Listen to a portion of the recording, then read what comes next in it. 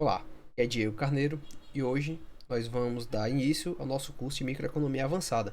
Especificamente, nós vamos iniciar o tópico Preferências e Escolhas. Esse tópico vai ser dividido em 3 partes e hoje iniciaremos com a parte 1. Antes de adentrar o conteúdo, é importante ter em mente que a microeconomia busca explicar o comportamento dos agentes. Então, tudo que a gente vai estudar aqui é a partir de como se dão as escolhas dos agentes econômicos, tendo aqui agentes econômicos como sendo consumidores, firmas, governo, etc., agentes que atuam nos mercados. Para entender qualquer decisão individual, a gente tem que analisar primeiro o conjunto de alternativas possíveis. Então aqui nós vamos encarar que os indivíduos eles se deparam com um conjunto de alternativas que nós vamos nomear aqui como sendo X maiúsculo, e essas alternativas elas são mutuamente exclusivas, ou seja, ao indivíduo escolher uma alternativa, ele necessariamente deixou de escolher as demais.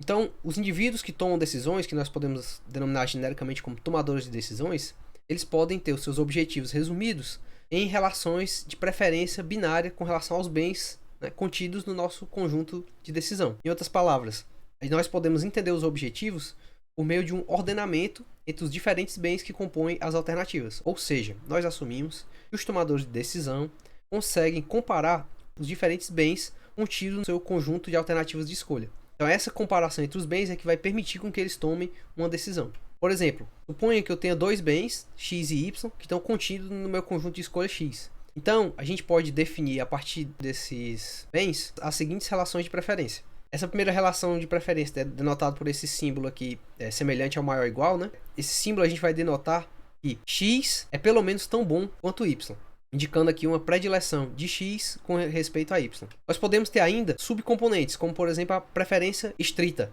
No caso aqui, X é estritamente preferível a Y. Isso aqui é a mesma coisa que dizer que X é pelo menos tão bom quanto Y, mas que Y não é pelo menos tão bom quanto X. Nós podemos ter ainda a indiferença entre os bens X e Y. Isso é a mesma coisa de dizer que X é pelo menos tão bom quanto Y e Y é pelo menos tão bom quanto X. São formas equivalentes de falar a mesma coisa.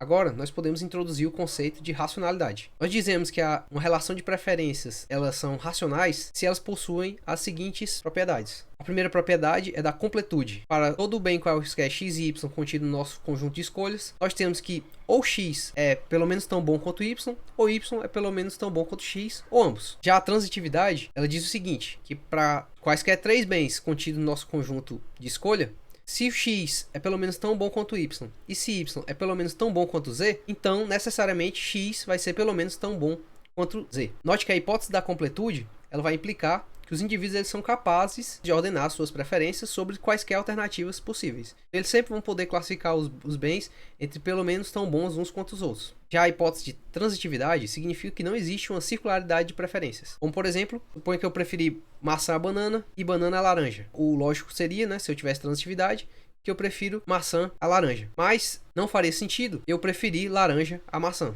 Não do ponto de vista que nós estamos definindo como sendo racionalidade. Vamos agora à proposição. Se esse conjunto de preferências é racional, então nós temos algumas derivações. A primeira delas é a preferência estrita, ela é irreflexiva, ou seja, x nunca vai ser estritamente preferido a ele mesmo e é transitiva. O que é que significa? Se x é estritamente preferível a y e y é estritamente preferível a z, então x vai ser estritamente preferível a z. Já a indiferença, ela vai ser sim reflexiva, ou seja, x é indiferente a ele mesmo, para todo x. Ela vai ser transitiva também, se x for indiferente a y e y for indiferente a z, então x também vai ser indiferente a z. E ela é simétrica, o que significa que se x for indiferente a y, então y também vai ser indiferente a x. Por fim, dada a racionalidade, nós podemos dizer que se x é estritamente preferível a y e y, por sua vez, é apenas pelo menos tão bom quanto z, então x vai ser estritamente preferível a z.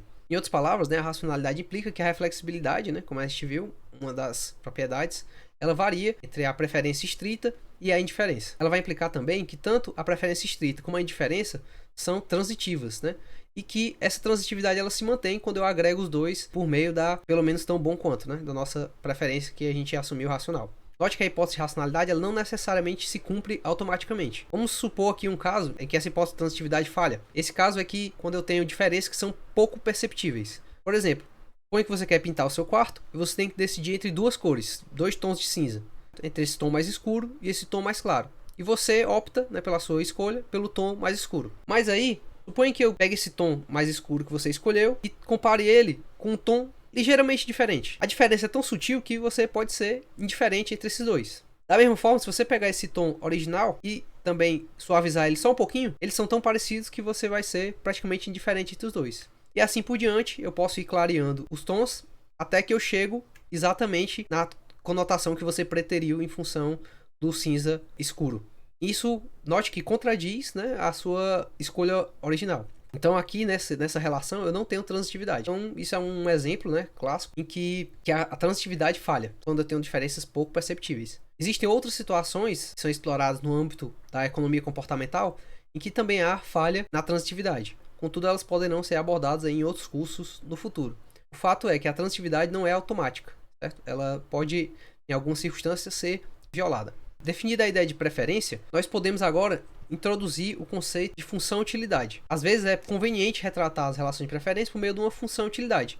Essa função nada mais é do que atribuir um valor numérico para cada valor pertencente ao nosso conjunto de escolha. Em uma definição formal da função-utilidade, ela vai ser uma função que vai sair do nosso conjunto de escolha nos reais, ou seja, ela vai atribuir um valor real a cada elemento do conjunto de escolha, de modo que, se o x é pelo menos tão bom quanto o y, a utilidade, ou seja, o número que eu atribuo a x, vai ser maior ou igual ao número que eu atribuo a y. Note que a função utilidade ela não é única. Para qualquer função crescente, f, por exemplo, saindo dos reais nos reais, v de x, que seja uma função de u de x, desde que ela seja uma função crescente, essa nova função, que é uma função de u, também vai ser uma função utilidade e ela vai representar as mesmas preferências de u de x. Então note que aqui o nosso foco está no ordenamento. Quando x for pelo menos tão bom quanto y, a função que eu atribuo aqui desse lado me deu um valor maior ou igual para x do que para y. Essas propriedades que nós dizemos são invariantes às transformações, elas são ditas ordinais, ou seja, elas se relacionam com a ordem dos valores, enquanto que aquelas que se alteram, né, em algumas transformações, elas são ditas cardinais, ou seja, se refere ao nível, ao valor que eu atribuo àquele bem. Agora nós vamos ver sobre que condições uma preferência pode ser retratada por meio de uma função utilidade. Então, a proposição aqui estabelece que a relação de preferência pode ser representada por uma função de utilidade se e somente se essa relação de preferência é racional. Vamos demonstrar isso. Para poder provar essa proposição, a gente tem que encontrar o seguinte: qualquer preferência que eu consiga representar por meio de uma função de utilidade seja completa e transitiva, porque essa aqui é a nossa definição de racionalidade. Então, primeiro vamos mostrar a completude. Note, como u ela é valorada nos reais, ou seja, u de x é um número real, então, para quaisquer dois pontos de x e y no seu domínio, ou seja, em x, né, no nosso conjunto x maiúsculo, o de x vai ser ou maior do que o de y, se x for preferível a y, ou o de y vai ser maior ou igual ao de x, se y for preferível a x, ou ambos, se for indiferente entre eles. Logo, né, pela definição 1.2, ou seja, pela própria definição da função utilidade, ou x é pelo menos tão bom quanto y, ou y é pelo menos tão bom quanto x, ou são indiferentes dos dois. Portanto, se eu consigo comparar x com y, y com x, para qualquer x e y, eu digo que essa relação de preferência ela é completa. Agora, para demonstrar a transitividade da função utilidade, suponha que x é pelo menos tão bom quanto y e y é pelo menos tão bom quanto z. Pela definição de função utilidade, nós sabemos que o de x vai ter que ser maior ou igual ao de y, né? Dado que x é pelo menos tão bom quanto y. E o de y vai ter que ser maior ou igual ao de z, porque y é pelo menos tão bom quanto z. Logo, né, como o u é um número real, então ele necessariamente vai garantir que o de x vai ter que ser maior ou igual a z. Então, pela definição de função utilidade, a gente vai saber que x é pelo menos tão bom quanto z. Logo, se x é pelo menos tão bom quanto y e se y é pelo menos tão bom quanto z, isso vai me implicar que x tem que ser necessariamente pelo menos tão bom quanto z. Ou seja, que a nossa preferência também é transitiva. Logo, se a nossa preferência representada por uma função utilidade é completa e é transitiva, ela necessariamente tem que ser racional. Portanto, fica demonstrada a proposição. Então, eu só consigo representar, por meio de uma função utilidade, preferências, relações de preferência que sejam racionais. E é isso, por hoje é só. Até a próxima aula.